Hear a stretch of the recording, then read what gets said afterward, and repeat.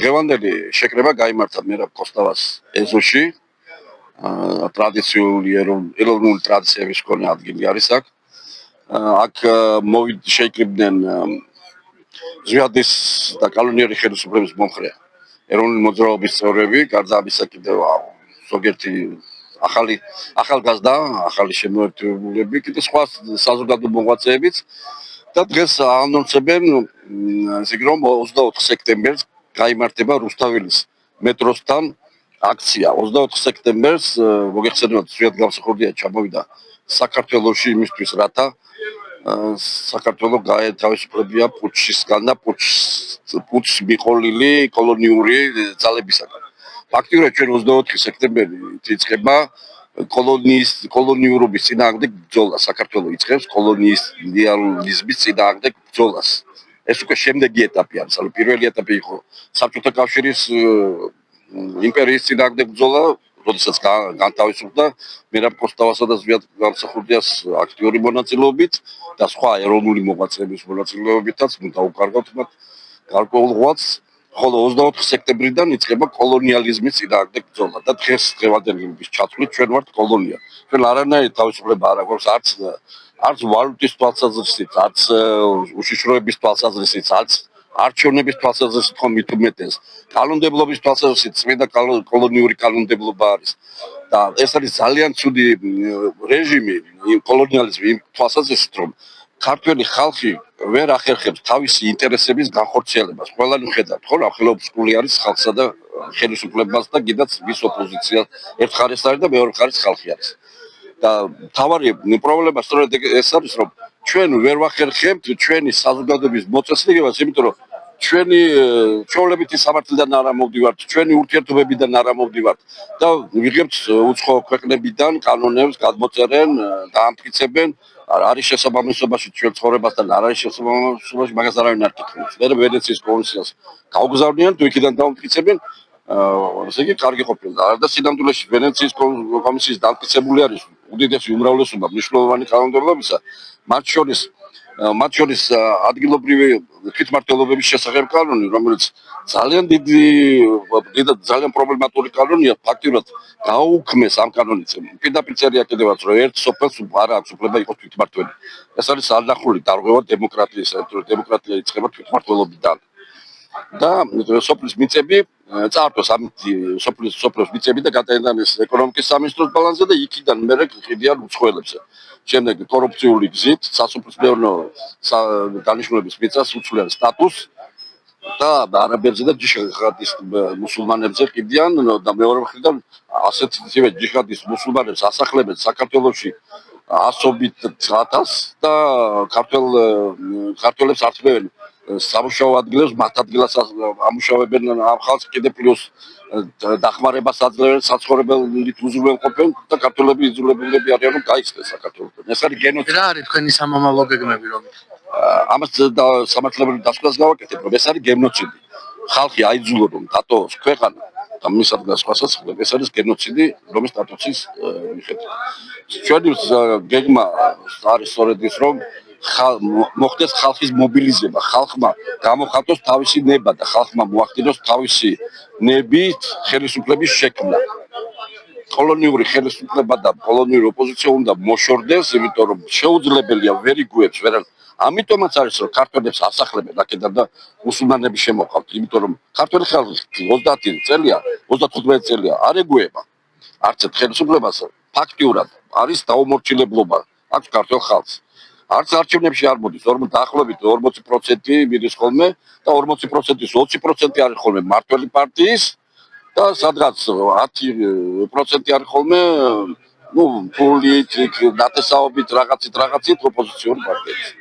ანუ 35 წლის განმავლობაში არალეგიტიმური არის ხელისუფლება, ამას ხარს უჭერს დასავლეთი და ყოველთვის ტერმინი ჟარგონი რო იხმარო, აპრავებს ხოლმე. ეს უნდა დამთავრდეს.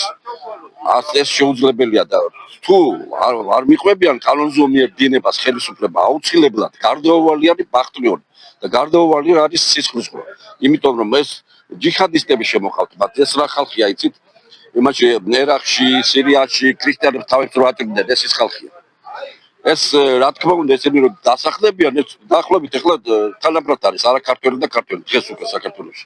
თავის ხელისუფლებას აირჩევენ, ამათ ხარ გონია ამ ხელისუფლებას რომ დარჩებიან სკამებზე და შედადაც წყნარად იქნებიან და იმას ამ მიგრანტებსა და ქართველებს შორის კონფლიქტში იქნებიან ლამაზად გამშველებლები. არა, პირველ რიგში ამათ დააჭერიან თავებს. რა თქმა უნდა ხატოვნათო, მაგრამ შეიძლება პირდაპირ გაგიმტას მოხდეს, არავინ არ იცის. იმიტომ რომ პირველ რიგში ხელისუფლებას ჩამოშლიან ისინი. და რა თქმა უნდა მე შემდეგ მოითხოვენ ყველა ქართველს აქედან წასვლა და ვინც არ წავა იმათ დახოცავენ. ეს მარტო არ ვავალ, ამას ყველა ბევრი შეგდებული ადამიანი ვინც ჩახედულია საქმეში ამას იმეორებს, იმიტომ რომ ეს არის პროექტი, ეს არ არის რაღაცა აი შემთხვევითი მოვლენა. და პროექტს კი თავის მიზნებს და მკაცრად გაწერილი გეგმა აქვს. ეს არის თურანული პროექტი იმისთვის რომ თურანული რკალი გამთლიანდეს თურქეთიდან დაწყებული აზერბაიჯანის, შუა აზია და ვოლგისპირეთის თურქმენული მოსახლეობა. შედის რუსეთის მოსკოვის ზურგში უკვე.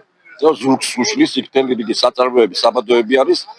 ეს არის რუსეთის წინააღმდეგ თურანული რკალის შექმნის პროექტი, სადაც ქართველები არის ისინი ზედმეტი რგოლი, რომელიც უნდა ამოაგდონ და მუსულმანური მოსახლეობით შეავსონ, რომ გამთლიანდეს ეს რკალი.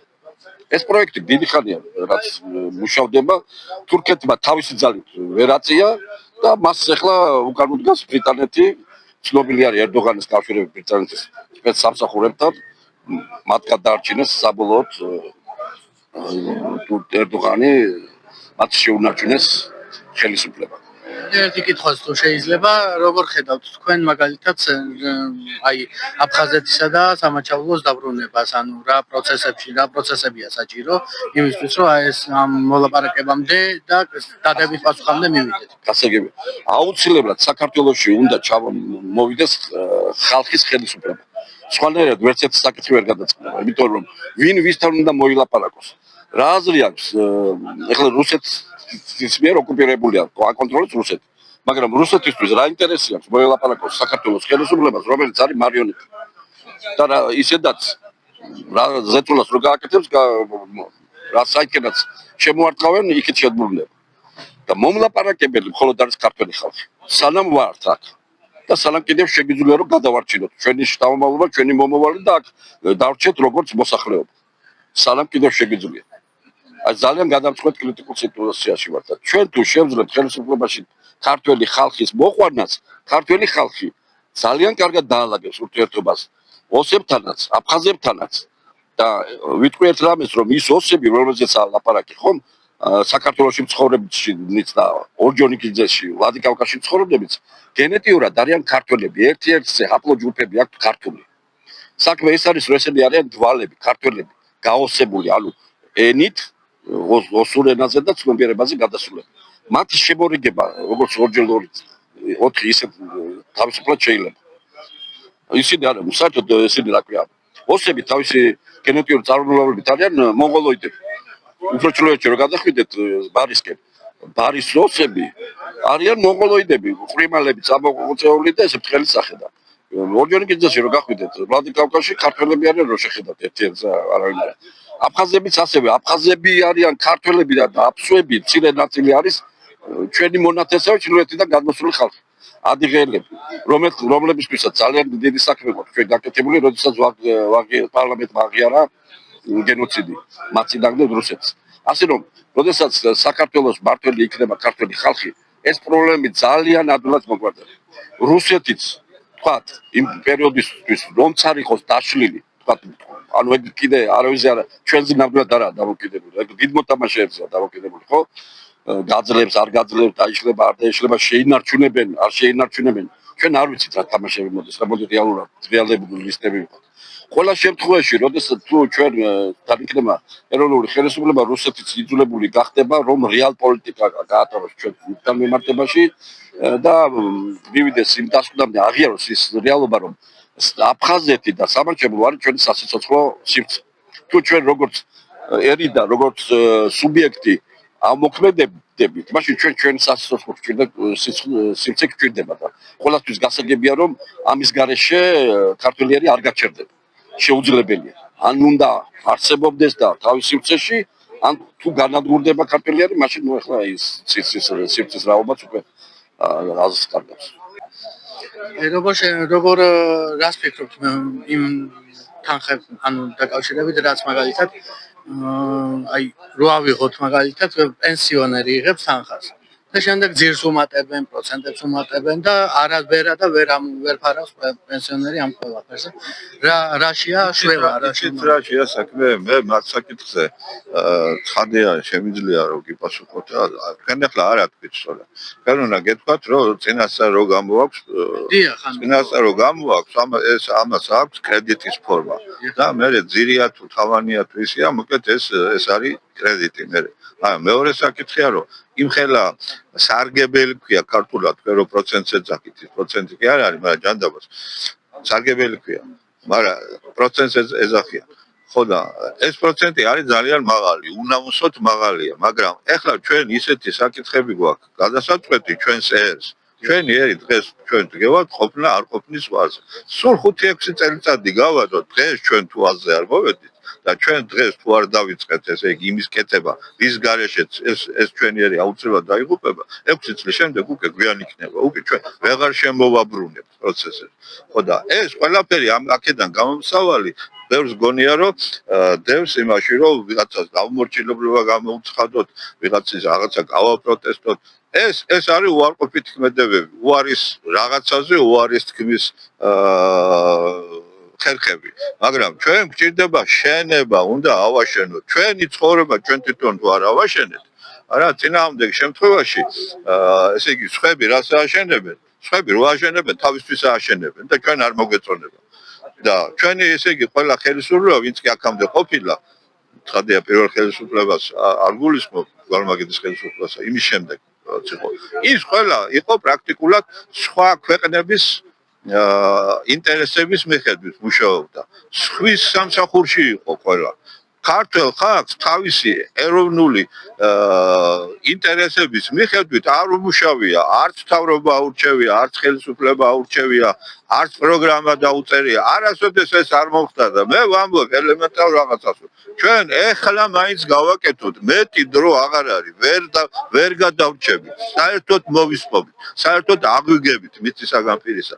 დღეს თუ არ დავწერეთ ჩვენ რაღაცა პროგრამა, რომლის გარშემო სრულიად ქართველი ერი გაერთიანდება და მე იქნება რა თქმა უნდა ან არჩევნებში გავიმარჯვებთ ან ისე იქნება ან ასე იქნება მაგრამ ის კი არ არის მთავარი როგორ მოვალთ ესე იგი როგორ მოგეცემა საშუალება რომ ეს პროგრამა გავახორციელოთ არამედ პირველ რიგში რომ ეს პროგრამა შეიქმნას მე მაგ ეს პროგრამა მე ჩემი გაგმით 35 წელი ამ პროგრამაზე ვმუშაობ იძულებული გავხდი შემესწავლა მთელი რიგი მეცნიერებები რომ შემძლებოდა ეს დამელაგებინა დალაგდა როგორც იყო და უკვე არის ეს პროგრამა ამ პროგრამით უნდა მოხერხდეს რა ილია ჭავჭავაძე ამას ეძახდა შრომის სუფევას ესე იგი ქართველმა ხალხმა მისი არსებობის განვითარებისა და ბოდიში გადარჩენის განვითარებისა და გამარჯვების მისაღწევად თვითონ უნდა აწარმოოს რესურსები ყველაფერი დასაცმელი ფასაცმელი საჭმელი ის ყველაფერი თვითონ უნდა აწარმოოს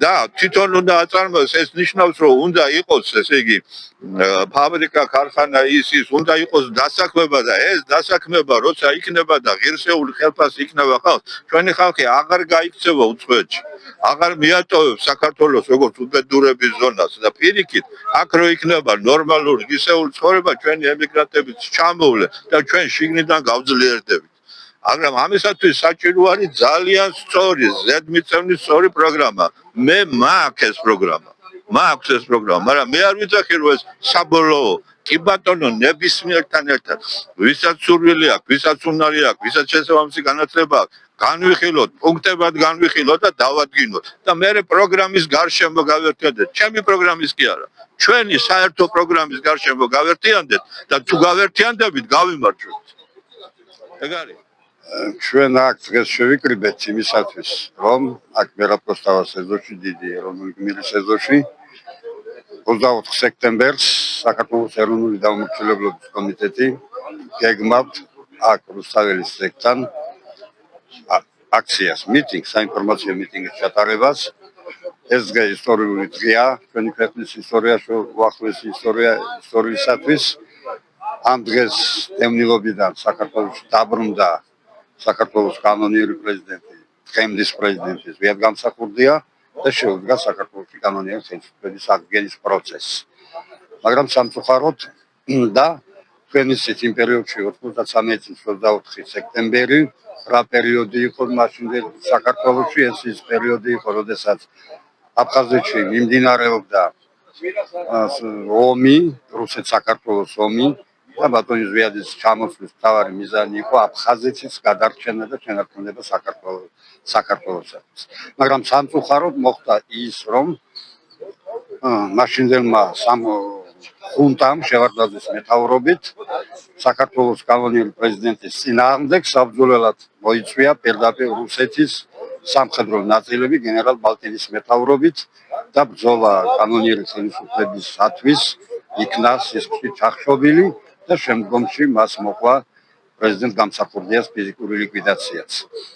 ამიტომ ამ დღესთან დაკავშირებით ჩვენ საქართველოს ეროვნული დამოუკიდებლობის კომიტეტი მართავთ აქციას რუსთაველის ძეგლთან მოუწოდებთ ყველას ეროვნული მოძრაობის წარმომადგენლებს, საქართველოს მოქალაქეებს, ახალგაზრდობას, რომ მოვიდნენ და დაესწრონ ამ აქციას. აქ გაჟღერდება ბევრი შეიძლება დღემდის უცნობი ინფორმაციებიც, ასევე ნაჩვენები იქნება რამ კადრები ბატონი ზვიადის ჩამოსვლის, მისი მიმართვების, მისი წერილების, მისი სატელევიზიო გამოსვლების და ასე შემდეგ. თქვენ გვინდა რომ მომავალმა თაობამ არ დაივიწყოს ის ბრძოლა, რასაც შეეწირა საქართველოს პრეზიდენტი ზვიად გამსახურდია, რასაც შეეწირა ეროვნული გმირი მერაბ ხოსტავა. თავარი არის ამ ქვეყნის გადარჩენა. ჩვენ ხედავთ რომ დღეს აი ამ 33 წელი გავიდა მის შემდგომ და უფრო მეტიც და ქვეყანა დგას კატასტროფის წინაშე, ფაქტობრივად ქვეყნის ისლამიზაცია მიდის, ქვეყანაში ქართველ კაცი არის მიწის გარეშე დარჩენილი, პრაქტიკულად უკონელია ქვეყანა უკონელია ქართველი კაცი ამ ქვეყანაში. ყველანაირი უფლება აქვს საქართველოს მოქალაქეს, ყოველ შემთხვევაში ჩამორთმეული მე არ ვყოფ ეროვნების და მიხედვით საქართველოს მოქალაქეს დღეს არანაირი უფლება არ აქვს ჩვენ სახელმწიფოში. ამიტომ ეს უფლებები უნდა დავიბრუნოთ. ბატონო დიმიტრი, რა არის თქვენი სამომავლო გეგმები და რა შეხედოთ გამოსავალს? გამოსავალს ხედავ იმაში, რომ უპირველეს ყოვლისა უნდა გაერთიანდეს განსაღად მოაზროვნე საზოგადოება და გამოსავალს ხედავ იმაში, რომ ჩვენ უნდა დაუბრუნდეთ საქართველოს უნდა დაბრუნდეს 1991 წლის სამართლებრივ სივრცეში. უნდა აღსგეს საქართველოში სამართალმემკვიდრეობა, უნდა აღსგეს სამართლიანობა. თუ სამართლიანობა არ აღსგა, ამ ქვეყნის მომავალს მეორჩეთ.